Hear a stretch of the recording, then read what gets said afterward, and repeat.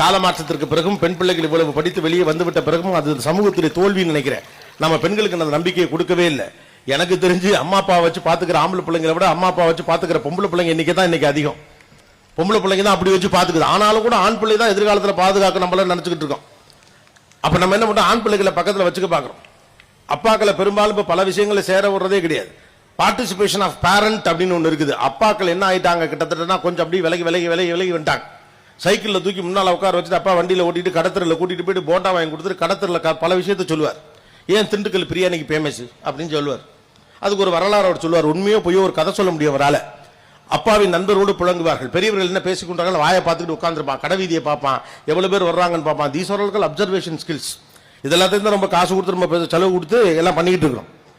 அம்மாக்கள் கையில் படிப்பு வந்த பிறகு என்ன ஆகி போச்சுன்னா எல்லாமே மார்க்னு கொஞ்சம் ஆகிப்போச்சு. அம்மாக்களை குறை சொல்லலை, ஏன்னா பொறுப்பா இருக்குது. ரெஸ்பான்சிபிலிட்டி தான் விமனுடைய கோர். படிச்சே ஆகணும். 100க்கு 102 மார்க் எடுக்கல, அவ்வளவுதான் முடிஞ்சு. அது எப்படி 100க்கு 102 எடுக்கணும்? அதெல்லாம் எடுக்கலாம், ட்ரை பண்ணா எடுக்கலாம். என்றால் முடியாது இல்லை. உங்களுக்கு என்ன, நீங்க மட்டும் எடுத்து சீரியல் பார்க்க போறீங்க, படிக்க